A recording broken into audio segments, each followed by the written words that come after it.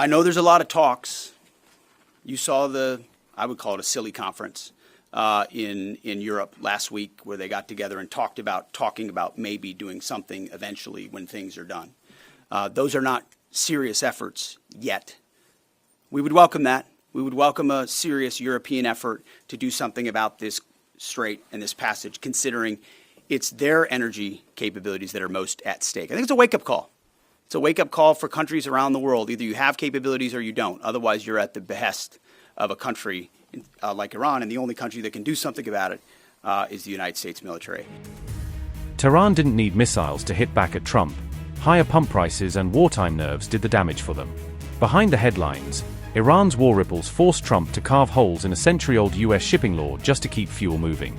By stonewalling peace and squeezing oil flows, Tehran spiked gas prices and left Trump pleading for one shipping waiver after another. While Iran buys time on the battlefield, Trump is left managing angry Americans at the pump and a war he can't afford to escalate. Amid rising fuel costs across the United States, Donald Trump moved to extend a key shipping waiver in a bid to calm energy markets and ease public anger at the pump. The administration approved a further 90-day extension of the Jones Act waiver, designed to loosen domestic transport bottlenecks created by the Iran conflict and wartime disruptions. The decision is meant to allow oil, fuel, and fertilizer to move more smoothly between U.S. ports by letting foreign-flagged vessels carry cargoes normally restricted to American-built and American-crewed ships. Officials say this step forms part of a broader White House strategy to head off sharper spikes in energy prices as global crude remains elevated and supply routes stay under strain. The waiver follows an earlier 60-day suspension of the same law, introduced when supply chains were first thrown into chaos by the escalating Iran war. The Jones Act, in place since 1920, normally mandates that goods shipped between U.S. ports must travel on U.S.-built, U.S.-owned, and U.S.-crewed vessels.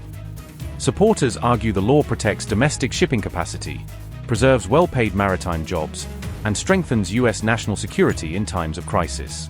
However, critics counter that these restrictions inflate logistical costs, reduce flexibility, and slow deliveries just when speed is most needed.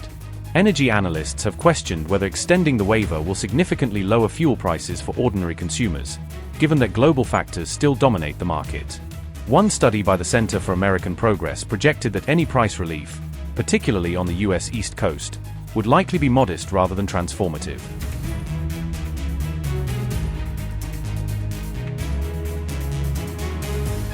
The extension was announced just as fuel affordability was turning into a major political flashpoint ahead of the upcoming midterm elections, with the White House acutely aware of voter anger over rising costs. Officials argued that rolling out the decision early would give the shipping industry enough time to line up vessels and capacity, avoiding last-minute bottlenecks at key U.S. ports.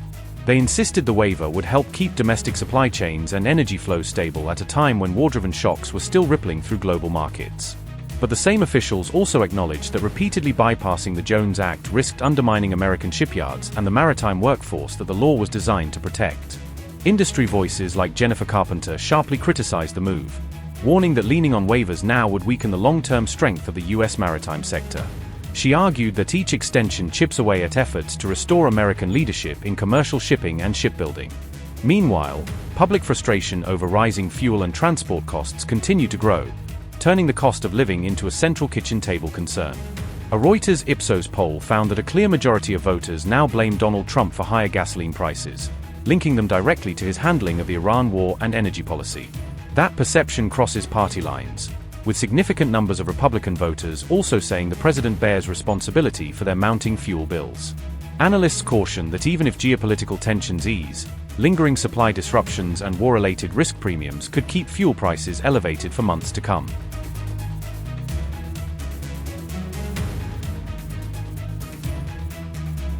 Fuel prices in the U.S. continue to rise amid the Iran war, increasing pressure on Trump and his administration. Amid rising oil prices, the U.S. president is now mulling an extension of the Jones Act waiver. The waiver lets foreign-flagged ships move goods domestically between U.S. ports, easing shipping constraints. Trump's plan was reported by Axios and cited in a Times of Israel report on April 21st. The report came on the same day that Trump indefinitely extended the Iran truce, adding to the timing debate. However, Trump said the U.S. blockade on Iranian ports, meant to pressure Tehran, will continue. Trump waived Jones Act curbs for 60 days starting March 17, just weeks after the war began. This increased shipments from the US Gulf Coast to other coastal markets across the country. However, rising oil prices are continuing to pinch American consumers, especially at the fuel pump. Gas price right now is insane. Like, you can see right here is $5 and something. You can let even fill them. Just what? With $50, it's gonna be only 2 gallons. That's very insane, man. I mean, this is downtown, but $5 is still a little bit, outrageous. But even I live in the Bronx, and I have a premium car, so I always have the short end of the stick. So I'm paying $70, almost $80 a tank for my vehicle. And thankfully, I don't got to pay for this vehicle, but still, like, even as a company, that still hurts. Even though I don't see it, but $80 for regular is crazy. I will say that every time I'm pulling up to a gas station now, it's a little bit of a hesitation to know that it's going to cost a bit more than it did before. Really lucky to pay for this war in gas prices and not with lives in America, right? And I think that's very important to have that perspective while we're dealing with this every day and not forget about the reality of what is beyond gas prices. Even though it is very transformative for most people to have to be taking on this financial burden. I mean, hopefully it does not keep going up, I mean, I remember hearing somebody said $14 gallons, and I'm like, holy crap, that's going to be crazy, So hopefully it does get resolved very soon, and that, peace. They invested billions of dollars on missiles or whatever they did. I don't know, but basically what I heard, so I guess all our money they put it on that instead of, Everybody says the same thing. You saw the change after the war, and unfortunately, we don't have nothing to do with that, so we're facing the repercussions of that, even though we didn't make any decisions in that.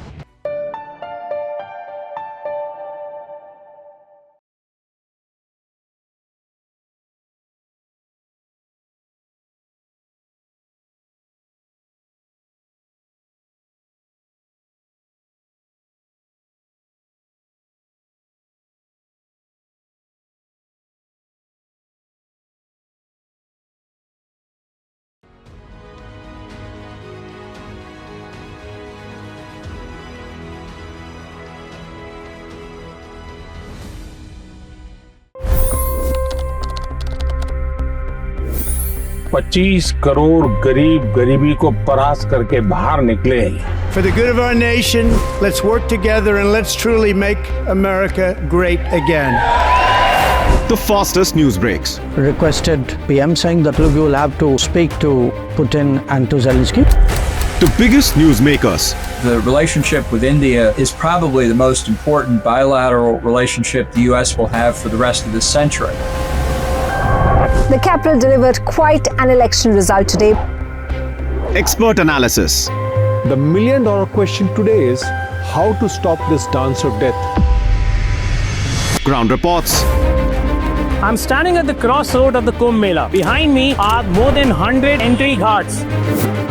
Long-form interviews. Exclusionary politics is reflected in Manipur case as well. You don't bother because this is a small state. Deep dive into burning issues. It's often said DRC could be the richest country in the whole world. It's because of what sits underneath. Why exactly did the US topple the Sheikh Hasina government? HD videos. We don't just break news, we break it down.